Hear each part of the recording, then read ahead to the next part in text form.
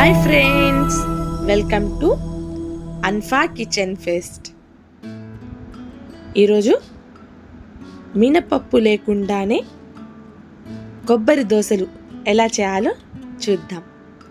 Soda వేయకుండా కానీ చాలా ఫ్లఫీగా వస్తాయండి ఈ దోశలు. ముందుగా ఒక బౌల్లో 1/2 kg రైస్ని తీసుకుంటున్నాను. నేను నార్మల్ రైస్ని తీసుకుంటున్నాను. మీరు కావాలంటే రేషన్ రైస్ని అయినా తీసుకోవచ్చు. అందులో 1 స్పూన్ మెంతులు వేసి నీళ్లు ట్రాన్స్పరెంట్గా వచ్చేంత వరకు కడిగి నీళ్లు వేసి నానబెట్టుకోవాలి. నేను మార్నింగ్ బ్రేక్ఫాస్ట్గా వేస్తున్నాను కాబట్టి ఓవర్ నైట్ సోక్ చేస్తున్నాను. మీ దగ్గర టైం లేకపోతే జస్ట్ 1 or 2 hours అయినా నానబెట్టుకోనైనా ఈ దోశలు ప్రిపేర్ చేసుకోవచ్చు. చూసారా, మార్నింగ్ అయ్యేటప్పటికి రైస్ బాగా నాని ఉంటుంది. ఒక మిక్సర్ జార్లో కొంచెంగా రైస్ వేసి కొంచెం నీళ్లు కూడా వేసి బాగా మెత్తటి పేస్ట్ లాగా వేసుకోవాలి. పిండి ఈ కన్సిస్టెన్సీ ఉంటే సరిపోతుంది. చాలా మెత్తటి పేస్ట్ లాగా చేసుకోవాలండి. ఒక బౌల్లో ముందుగా గ్రైండ్ చేసుకున్న పిండిని కూడా వేసుకోవాలి. మొత్తం పిండి ఇలానే గ్రైండ్ చేసి వేసుకోవాలి. అదే మిక్సర్ జార్లో 2 కప్పుల పచ్చి కొబ్బరిని కూడా వేసుకోవాలి. 1 కప్పు అటుకులు వేసుకోవాలి. దాన్ని పోహా అని కూడా అంటారు. ఇందులో నీళ్లు వేసి మెత్తటి పేస్ట్ లాగా చేసుకోవాలి. ఈ పేస్ట్ గ్రైండ్ చేయడానికి కొంచెం నీళ్ళు ఎక్కువగానే పడతాయండి. ముందుగానే గ్రైండ్ చేసుకున్న పిండిలో ఈ పేస్ట్ కూడా వేసుకోవాలి. ఇప్పుడు నేను ఒక చిన్న టిప్ చెప్తాను. చాలామంది మిక్సర్ జార్ని కడగడానికి చాలా ఇబ్బంది పడతారు. ఇలాంటి వాళ్ళకి ఈ టిప్ అయితే చాలా బాగా యూజ్ అవుతుంది. అదే మిక్సర్ జార్ కొంచెం నీళ్లు వేసి ఒక్కసారి గ్రైండ్ చేస్తే మిక్సర్ జార్ చాలా క్లీన్గా అవుతుంది.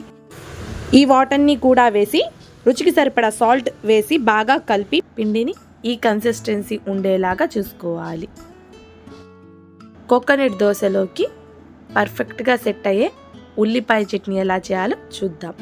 ముందుగా 8 ఎండుమిర్చిని తీసుకొని హాట్ వాటర్ వేసి నానబెట్టుకోవాలి. ఎక్కువసేపు కూడా నానబెట్టే అవసరం ఉండదండి.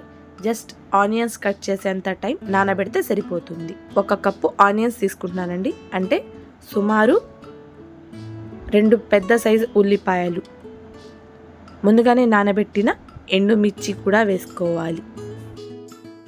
1 స్పూన్ సాల్ట్, చిన్న నిమ్మకాయ సైజ్ అంత చింతపండు, 1 స్పూన్ జీలకర్ర, కొన్ని నీళ్లు వేసుకొని మెత్తటి పేస్ట్ లాగా చట్నీని గ్రైండ్ చేసుకోవాలి. చట్నీ ఈ కన్సిస్టెన్సీ ఉంటే సరిపోతుంది. ఇప్పుడు మేము పోపుని తయారు చేసుకుందాం. పోపు కోసం ఒక కడాయి పెట్టుకొని కడాయిలో 1 స్పూన్ ఆయిల్ వేసుకోవాలి. అందులో 1/2 స్పూన్ ఆవాలు, 1/2 స్పూన్ జీలకర్ర, 6 వెల్లుల్లి రెమ్మలు ఇలా కచ్చాపచ్చాగా దంచుకొని వేసుకుంటున్నాను. అందులో 2 ఎండుమిర్చిని కూడా వేసి బాగా ఫ్రై అయిన తర్వాత కరివేపాకు కూడా వేసి ఫ్రై చేసుకోవాలి. ముందుగానే గ్రైండ్ చేసుకున్న చట్నీని కూడా వేసి బాగా కలుపుతూ ఉండాలి.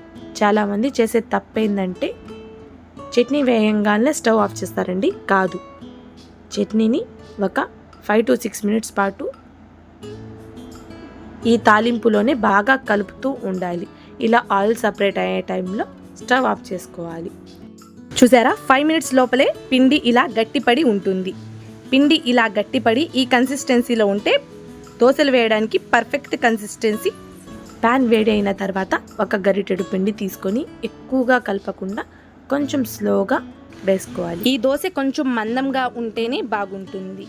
1 స్పూన్ ఆయిల్ వేసి ఒకవైపు బాగా కాలిన తర్వాత రెండో వైపు కూడా ఫ్లిప్ చేసి కాలిన తర్వాత తీసుకోవాలి. సేమ్ ఇదే ప్రాసెస్లో దోశలు వేసుకోవాలి. ఆయిల్ లేకుండా కూడా ఈ దోశలు ప్రిపేర్ చేసుకోవచ్చండి. ఎలా ప్రిపేర్ చేయాలో చూపిస్తాను. ప్యాన్ బాగా వేడి అయిన తర్వాత ఒక గరిటెడు పిండి తీసుకొని కొంచెం స్లో మోషన్లో తిప్పి ఇలా దోశలాగా వేసుకొని మూత పెట్టి ఒక 3 నిమిషాల పాటు కాలనివ్వాలి. ఇలా ఒకవైపు కాలిన తర్వాత డైరెక్ట్గా మీరు ఇలానే తీసుకోవచ్చు. మూత పెట్టాం కాబట్టి పర్ఫెక్ట్గా కుక్ అవుతుంది. ఇదే విధంగా మీరు ఆయిల్ లేకుండా దోశల్ని ప్రిపేర్ చేసుకోవచ్చు.